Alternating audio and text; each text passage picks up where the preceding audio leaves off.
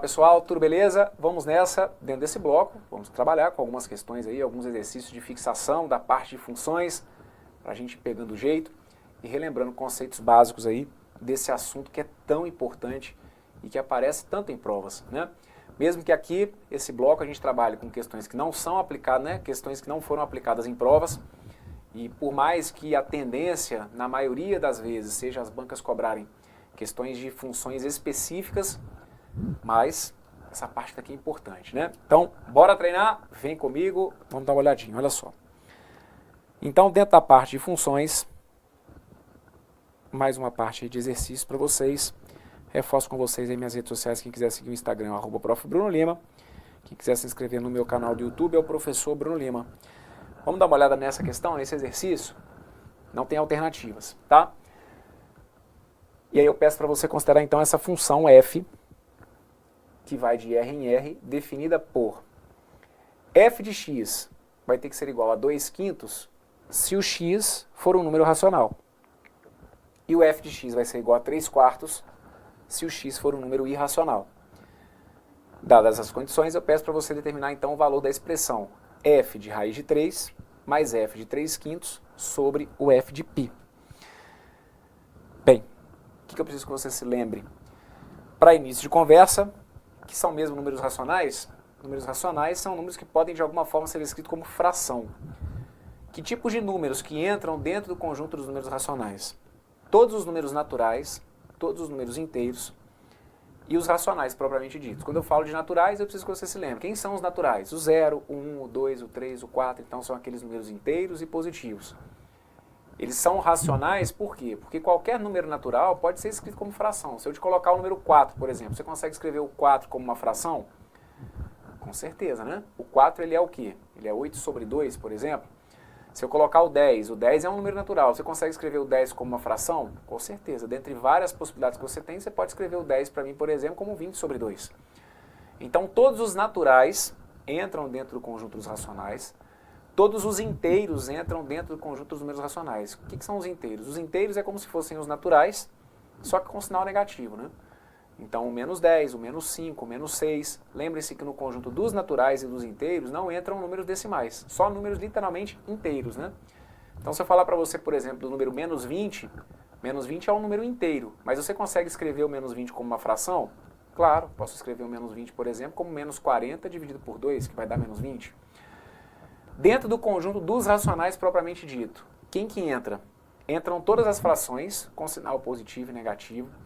Entram todas as dízimas periódicas. O que são mesmo as dízimas periódicas? São aqueles números que têm infinitas casas decimais, mas que após a vírgula apresentam algum período de repetição.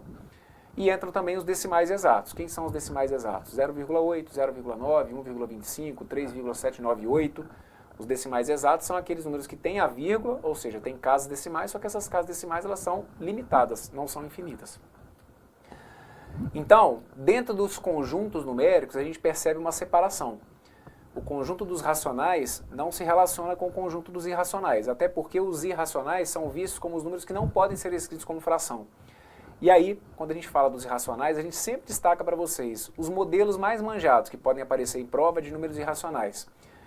Um irracional muito famoso, que inclusive foi cobrado aqui nessa questão, é o π, que é aquela constante que a gente utiliza na geometria. Π, que é uma constante que vale aproximadamente 3,14. Π é um número que a gente consegue provar que é irracional, ou seja, ele tem infinitas casas decimais e após a vírgula ele não tem nenhum tipo de repetição. Então o π não pode ser escrito como uma fração, ok? Outro número também que é muito famoso, que é uma constante matemática que entra como um irracional, é o número de Euler. Aquele ezinho, né? Que a gente sabe que vale aproximadamente 2,71. O número de Euler também é uma constante matemática que a gente consegue provar que é um número irracional. E além desses, o que entra como os irracionais? As raízes que não são exatas. As raízes de números primos, por exemplo. Raiz de 2, raiz de 3, raiz de 5, raiz de 7, raiz de 11. Todas essas raízes de números primos ou raízes para as quais a gente não consegue chegar a um valor exato, elas são consideradas números irracionais. Então aqui de quebra, a gente aproveita para dar uma relembrada nessa parte, certo? E o que da parte de função você teria que saber? Bem, quando eu utilizo para vocês essa notação, f de raiz de 3, é como se eu estivesse pedindo então para você fazer o quê? Chegar nessa notação e no lugar do raiz de 3, melhor, no lugar do x, colocaram o quê? Colocaram raiz de 3. Então aqui, olha, quando eu for calcular o f de raiz de 3, é como se eu estivesse dando a entender que o raiz de 3 é o valor do meu x. Só que o raiz de 3 é um número que nós acabamos de definir como sendo um número o quê? É um número irracional. Por quê? Porque é raiz quadrada de número primo. Você não consegue chegar a um valor exato para a raiz quadrada de 3, ok? A raiz quadrada de 3, por ser um irracional, é um número que é infinito. Tem infinitas casas decimais e após a vírgula não tem nenhum tipo de período de repetição. Então, raiz de 3 é um número irracional. E o que esse exercício orientou? Olha, se o x for um número irracional, qual vai ser o valor da função? 3/4. Acabou. Se o x que eu estiver substituindo for irracional, o resultado daquilo ali vai ter que ser 3/4. Então, olha, o f de raiz de 3 acaba sendo igual a 3/4. Ok? F de 3/5. F de 3/5. Bem, o que eu preciso que você se entenda comigo? 3/5 é um número racional, né? 3/5 é um número que está escrito como fração. Então, se o 3/5 é racional, qual que foi o combinado aqui? Bem, de acordo com a lei que ele descreveu, se o número for racional, o valor do f dele tem que ser o quê? Tem que ser 2/5. Pô, Bruno, mas de onde que ele tirou esses resultados? Isso aqui, moçada, é a definição, ok? Por que 2/5? Porque o cara quis. Por que 3/4? Porque ele quis criar a lei de formação da função dele dessa maneira. E eu tenho que calcular também aqui, olha, o que vai ser o f de π. Bem, só que o π, conforme eu coloquei para vocês, é um número famoso, uma constante matemática famosa, e é famosa também por ser um número irracional. Então, o combinado dentro desse exercício é que se o número fosse racional, que o valor que você deveria indicar para mim era 3/4. Então, tá ali, olha, tudo isso aqui igual a 3/4. Agora a gente faz o cálculo propriamente dito, né? Como ele quer f de raiz de 3 mais f de 3/5 sobre o f de π, o que dá o raiz de 3? F de raiz de 3 dá 3/4. Então, eu vou ficar com 3/4 mais o f de 3/5. O f de 3/5 dá 2/5. Tudo isso dividido pelo f de π. O f de π vai ter que ser 3/4. Ok? Aqui, na hora de somar essas frações, você pode usar a ideia de multiplicar os denominadores e multiplicar 3 por 5 e 4 por 2, utilizar o chamado método da borboleta, perfeito? Ou pode trabalhar com a ideia de um denominador comum, fazer o cálculo, por exemplo, do MMC, que é uma soma de frações. Então você só não pode se esquecer que em soma de frações, eu não posso simplesmente somar numeradores entre si, denominadores entre si, fazer ali 3 mais 2, 5, 4 mais 5, 9, 5 nonos. É assim não, hein? Pelo amor de Deus, me ajuda aí, não mata o Bruno do coração não. Vamos tirar aqui, né, um denominador comum, que vai ser o 20. Então tá lá, olha, 20 dividido por 4. Se eu for usar então o denominador comum, 20, 20 por 4 vai dar 5, 5 vezes 3 tem que dar 15. Então lembra de primeiro dividir e depois somar, né? 20, se eu for dividir por 5 vai dar 4, 4 vezes 2 vai ter que dar 8. Tudo isso sobre 3/4. Ok? Daí então a gente vai chegar à conclusão de que 15 mais 8 vai ter que dar 23. E aí eu vou ficar então com 23 sobre 20 sobre 3/4, certo? 15 mais 8, 23, 23 sobre 20 dividido por 3/4. Como ali agora eu tenho uma divisão de frações, qual que é o nosso combinado quando nós estamos dividindo frações? O combinado é que eu vou manter a primeira e vou multiplicar pelo inverso da segunda. Então aqui, olha, 23 20avos, eu tenho que multiplicar pelo inverso da segunda. Eu tenho que multiplicar então por 4/3, né? Lembrando que o inverso nada mais é do que você pegar e inverter os termos da fração. 3/4 eu acabo transformando em 4/3. A partir daí, aqui, por exemplo, rola de simplificar o 4 com o 20. 4 por 4 tem que dar 1, 20 por 4 tem que dar 5. E acaba sobrando para mim então, olha, 23 vezes 1 que vai ter que dar 23. Sobre 5 vezes 3 que tem que dar 15. Eu ficaria aqui então com 23 quinzeavos. E aí, 23 quinzeavos seria a resposta então para esse exercício. Certo? Aqui eu não coloquei como uma questão, né, de múltipla escolha, nada disso, uma questão aberta, digamos assim. E aí o gabarito que você deveria deixar indicado para mim era esse, 23/15. Perfeito? Então percebam que aqui a gente trabalha com uma situação em que eu te cobro noções básicas da parte de função e ao mesmo tempo seria interessante você ter uma noção sobre a classificação dos números, né? O que é um racional, o que é um irracional e quais desses que foram aí apresentados são racionais e irracionais, certo? Trabalha também aqui com a parte de operações básicas, soma de frações, divisão de frações, então uma questãozinha simples, mas que trata de pontos aí importantes, conceitos matemáticos importantes, tá bom? Passamos por essa, com traumas ou sem traumas? Eu espero que sim. Teve dúvida, volta e me acompanha mais um pouquinho. Se tiver tudo tranquilo, vamos embora, vamos dar uma olhada em outro que eu separei para você aí. Não para não, vem comigo que eu não te dou moleza não. Olha essa que está aqui. Sendo a função f definida por... Aí eu coloco lá várias leis, né? Várias regras diferentes. A minha função f de x vai ser 3 elevado a x se o x for menor ou igual a 1. O resultado da função vai ser 5 se o x que você estiver substituindo estiver entre 1 e 4. Não podendo ser o 1, mas podendo ser o 4. Eu falo que não pode ser o 1 porque aqui eu não tenho 1 menor ou igual, né? Aqui está só o menor. Até porque o 1 foi incluído onde? Olha, aqui em cima no meu primeiro intervalo. Tá vendo aqui? Olha, x menor ou igual a 1. Aqui o x entre 1 e 4, podendo ser o 4. E o x menos 4 se o x fosse um número maior do que 4. Pode-se afirmar que o valor de f de 2 tem que ser igual a 3. f de 2 tem que ser igual a 3. Caraca, Bruno, para que tanto f? Né? Tem uma outra palavrinha que começa com f aí, que eu acho que é o que está me representando exatamente nesse momento. Eu tô f... Não, esquece. Vamos lá, calma. A gente dá jeito, não desespera não. O que você vai ter que fazer do outro lado? Você vai ter que começar calculando para mim o primeiro f, que é o f de 2. Perfeito? Ó, f de 2. Você vai ter que vir de dentro para fora. Então aqui, bora lá. Me ajuda aí. Vamos calcular o que seria o f de 2. Então, na realidade, o que ele quer é isso que está aqui. Olha, f de 2. Ok? Tá ali. O que eu vou começar fazendo então? Eu vou calcular o que seria esse primeiro f de 2 que está aqui, certo? Vou trabalhar aqui isolado, ó. Vou calcular o que seria o f de 2. Se você for calcular o f de 2, é porque é como se você estivesse substituindo o seu x por quanto? Lembra, olha, que o x é o cara que está aqui dentro. E outra, eu sempre peço para você não se esquecer que quando eu uso essa notação f de 2, é como se fosse uma forma de eu te pedir o seguinte: qual é a imagem do 2 nessa função? O f de alguma coisa nada mais é do que a imagem da coisa. Ou no caso aqui, a imagem do 2. Então, de acordo com essa lei de formação, criada aqui, separada em 3 momentos, em qual desses 3 momentos que eu encaixo o 2? O x igual a 2, ele é menor ou igual a 1? Não. O x igual a 2, ele é maior do que 4? Não. O x igual a 2 é um número que fica o quê? Entre 1 e 4, concordam? E nesse caso, se o x estivesse entre 1 e 4, o que a função pediu para você colocar como resultado? Direto, é como se fosse uma função constante que a gente fala, né? O resultado seria exatamente 5.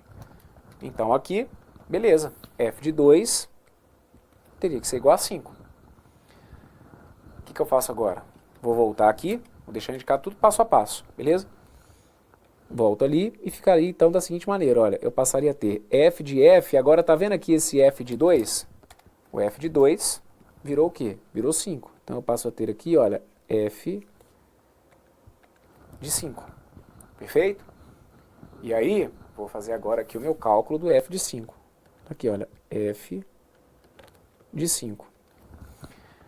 O que é o f de 5? O f de 5 é como se eu estivesse pedindo nessa função qual seria a imagem do 5. Então você tem que olhar para o seu x agora como se o seu x fosse 5. E aí, se o x fosse 5, em qual desses intervalos que eu encaixaria o x? O x é um número menor ou igual a 1, é um número que está entre 1 e 4, ou é um número que é maior do que 4? Ora, nesse caso, seria um número maior do que 4. E aí, o que a lei de formação dessa função pede? Olha, se o x que você estiver substituindo for um número maior do que 4, para você chegar ao resultado de f de x será igual a esse x, só que subtraído de 4. Como o x que eu estou te dando vale 5, e como a lei então é x menos 4, o f de 5 tem que ser 5 menos 4. Ou seja, o f de 5 teria que ser 1. Nessa função, então, a imagem de 5 é o número 1, ok? E aqui, então, fizemos o f de 5. Agora eu calculo que seria o f do f de 5. O f do f de 5 é o f de 1. Perfeito? F de 1. E aí o que vai ser o f de 1? F de 1 consiste em você encaixar o seu x igual a 1 em qual intervalo? F de 1 é como se fosse a imagem de 1 nessa função. Só que então é como se o x fosse 1. E x igual a 1 está em qual intervalo? Vai estar justamente o quê? Nesse primeiro intervalo, né? Onde os valores de x são o quê? Menores ou iguais a 1. É por isso que eu enquadro o 1 naquele intervalo. O que eu faria então? Eu ficaria agora com 3 elevado a 1. E aí o f de 1 teria que ser igual a 3. Esse então é o resultado que a gente deveria encontrar aqui para esse monstrinho que foi apresentado aí, né? O f do f do f de 2 teria que ser igual a 3. Exatamente o que a gente acabou encontrando aqui. Ok? Gabarito correto, então, acaba sendo a letra C. Tá? O gráfico dessa função, moçada, não precisa preocupar. Você, mas eu não sabia que ia ser isso. Não precisa preocupar com isso agora não. Tá? Mas o gráfico dessa função é como se fosse uma coisa mais ou menos assim, olha. Temos aqui o x menor ou igual a 1. Então a gente teria ele aqui assim, ó. Aqui. Que aí no início ele é uma função exponencial. Depois, entre 1 e 4, ele é uma função constante. E depois, para x maior do que 4, ele é uma reta, né? Então, é como se ele fosse algo mais ou menos assim, ó. Tá? O gráfico dele, então, passeia por 3 tipos de funções que a gente estuda, né? Esse primeiro intervalo, para x menor ou igual a 1, é como se fosse uma função exponencial. Esse segundo intervalo, que fica entre 1 e 4, é como se a minha função fosse uma função constante. Então, todos os valores que ficassem ali entre 1 e 4, não sendo 1, mas indo até próximo do 4, teriam imagem igual a 5, onde a gente teria, então, um intervalo constante. E a partir do x maior do que 4, a gente teria a ideia associada a uma função de primeiro grau. Mas, de novo, porque a gente precisa, nesse momento, não se preocupar com isso aqui não, tá? É só para que fique claro que eu posso criar uma função e essa função ela pode ter várias leis de formações diferentes. É por isso que é sempre importante, então, você ficar atento ao valor do x que você está substituindo e tentar enquadrar esse x no intervalo correto, ok? A ideia aqui é a de uma função composta, exatamente o que acabou de acontecer aqui, tá bom? A gente começou calculando o f de 2, depois esse f de 2 foi calculado em cima de f. A sacada é essa mesmo, nós temos aqui uma ideia de função composta. Tá bom? Tá achando que acabou? Negativo. Eu tô falando que eu não te dou sossego. Eu tô falando que eu não te dou sossego. Vem comigo, vamos dar uma olhadinha nessa. Ai. Tá querendo complicar minha vida, né, Bruno? Não, tô querendo te ajudar a passar em prova. Não posso ficar tapando só com a peneira. Vai que aparece uma tipo essa aí. Se liga. Vamos pensar comigo, ó. Para alimentar seus pássaros, um criador compra mensalmente ração e milho num total de 1.000 quilogramas. A ração custa R$400 o quilograma e o milho R$200, ok? X representa a quantidade em quilogramas de ração comprada.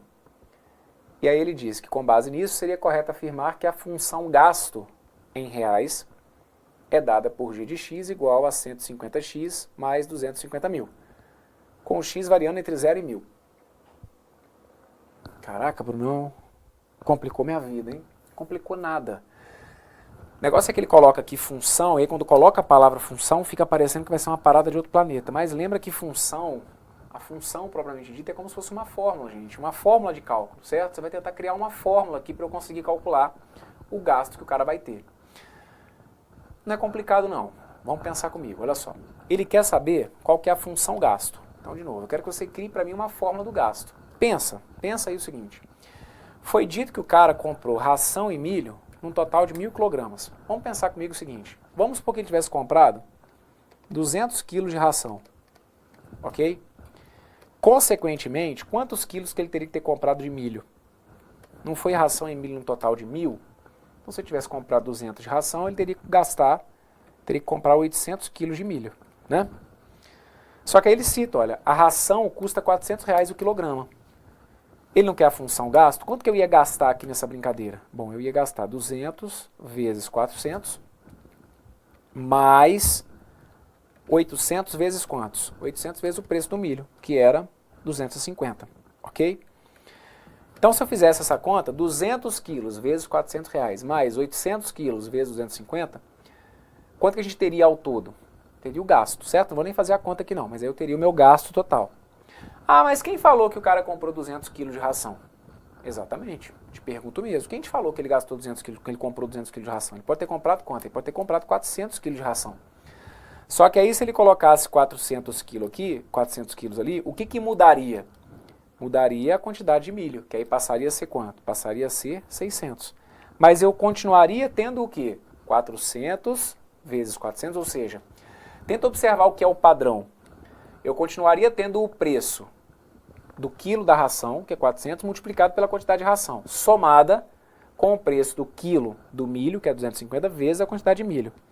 Ah, mas se ele tivesse comprado 900 kg de ração, isso, se ele tivesse comprado 900 kg de ração, seriam 900 vezes 400, mais 100 vezes o quê? 100 vezes 250, certo?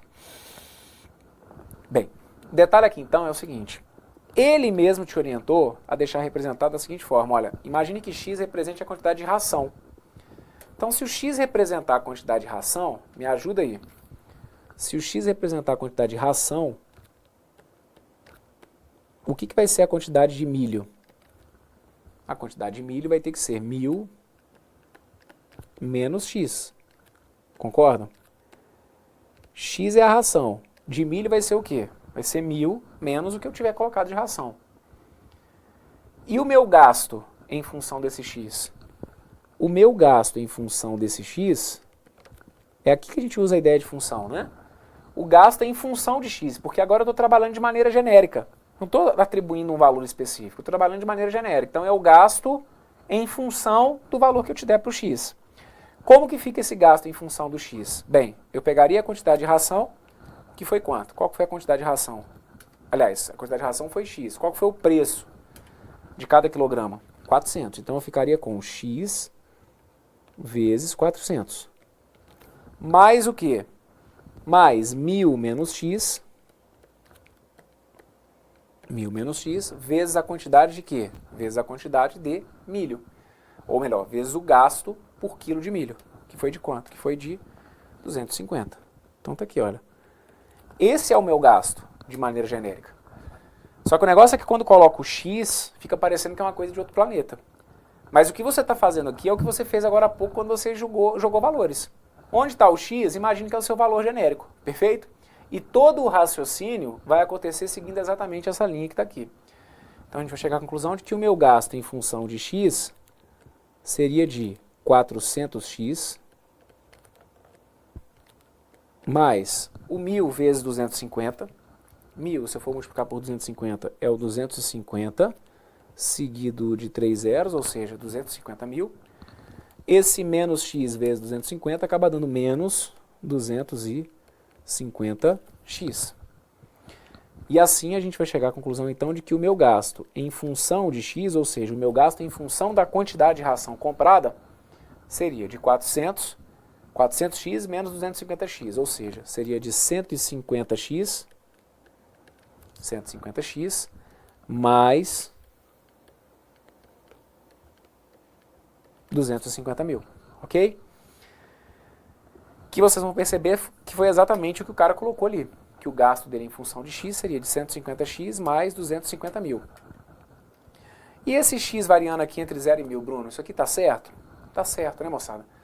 O X, gente, X é a quantidade que ele comprou de quê? De ração.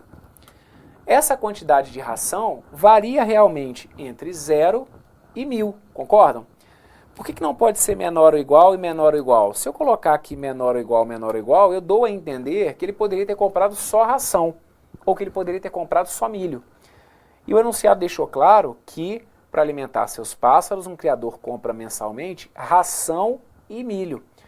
para que eu tenha a garantia de que ele vai comprar ração e milho, eu não posso aceitar a possibilidade de que o x seja 0 ou de que o x seja 1000. De novo, se o x fosse 0, é como se eu estivesse dando a entender que eu poderia ficar sem comprar ração. E o enunciado não dá margem para isso, já que ele garante que vai comprar ração e milho. Então eu não posso simplesmente ficar sem comprar ração. E o meu x não pode ser exatamente igual a 1000, porque se o meu x fosse 1000, é como se eu estivesse imaginando que eu vou comprar só ração, sem comprar milho. E aí não fecharia o que foi colocado no enunciado.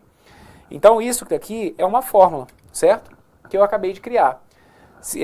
O que de maneira, para a gente não ter que fazer, né? Igual, por exemplo, se eu comprasse, sei lá, 100 quilos de ração, eu teria que fazer 100 vezes 400 mais 900 vezes 250. Não é impossível de fazer isso aqui não, mas o que eu estou te dizendo agora é o seguinte, isso aqui é uma fórmula direta.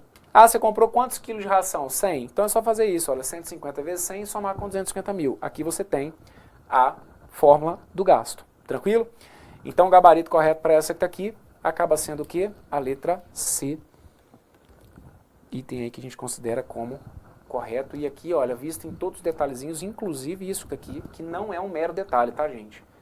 Isso aqui você tem que tomar muito cuidado, porque às vezes o que pode invalidar um item numa prova, ou mesmo uma questão de múltipla escolha, né, de uma alternativa para outra, é justamente esses intervalos que eles colocam de definição aqui para os valores de x. Essa função ela não acontece para qualquer valor de x, né? O contexto me pede para entender que a quantidade de ração tem que variar entre 0 e 1000, não podendo ser nenhum desses dois valores, certo? Gabarito então para essa, letra C, e aí com isso fechamos esse bloco. Conseguiu me entender? Tem certeza? Não está mentindo para mim não? Tá, se teve dúvida, volta aí, acompanha mais um pouquinho. Se estiver fritando muitos neurônios aí, dá uma pausa, vai lá, respira um pouquinho, toma água, mas volta, hein? Beleza? Só não vale pular fora, porque esses exercícios aqui são importantes. Por mais que não tenham sido aplicados em provas de concurso, mas são questões aqui bem selecionadas para a gente ir aproveitando e relembrando pontos aí que podem fazer diferença na sua prova efetivamente. Então um forte abraço, tudo de bom para vocês. Fui!